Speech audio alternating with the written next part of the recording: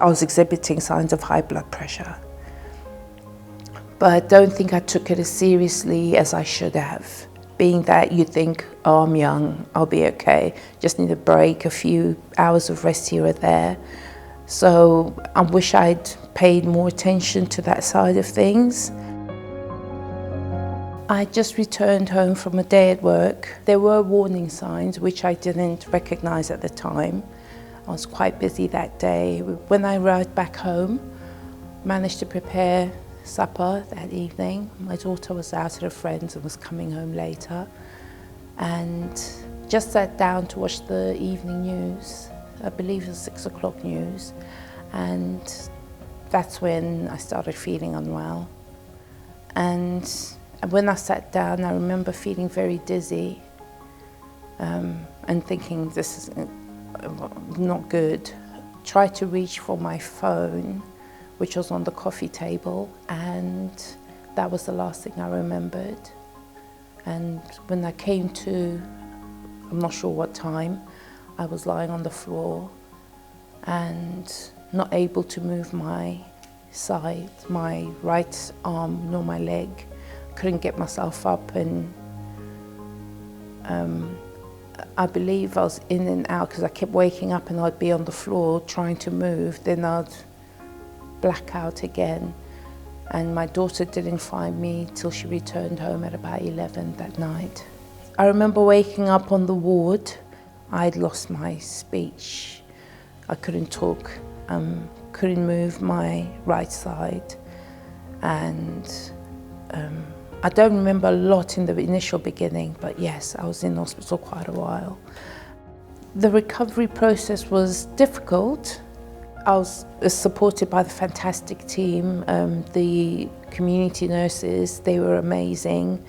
And the OTs, they came and helped me a lot at home, and my nurse Emma was amazing. She helped me with not only coming to terms with my situation, but with simple things such as she'd take me for walks, for, a few steps outside, because I just wouldn't go out. I felt very self-conscious. I walk now with a stick, which is great, so I'm independent in that respect. I am limited, obviously, as to how far or long I can walk for, but I can manage to walk. I am on medication to manage my blood pressure. I have pain, obviously there's stroke pains that you get, and medication that helps with that. Unfortunately, I wasn't able to return back to work because of some of the damage that occurred in parts of my brain due to the length of time it took to get help for me.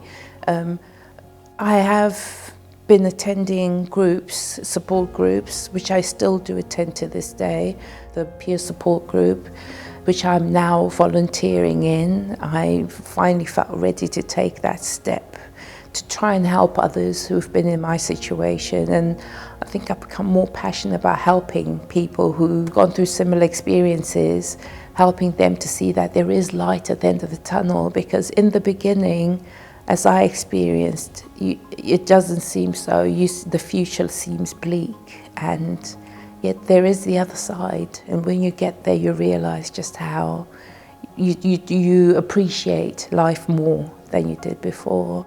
So I think it's a mistake we make sometimes. We leave it to our GPs and nurses. They should be able to pick out if something's wrong, but I think we should take more responsibility for that and possibly reduce the chances of ending up having these life-changing events occurring. Over half of strokes are preventable, and hypertension is the most important risk factor for strokes. And the reason for that is that hypertension is completely silent. It might have no symptoms whatsoever. You might not feel unwell, you might not feel different, you might be carrying on with your life as normal. But it can have life-changing and devastating consequences. As we've heard from Cecilia, hypertension can affect younger people as well. And when it does, indeed, it can be more dangerous because you've got a longer time to live with it and allow those things to go wrong. And the only way to be aware of it is to look for your blood pressure, to check your blood pressure, and that can be done at home, it can be done in the GP surgery, it can be done in a pharmacy.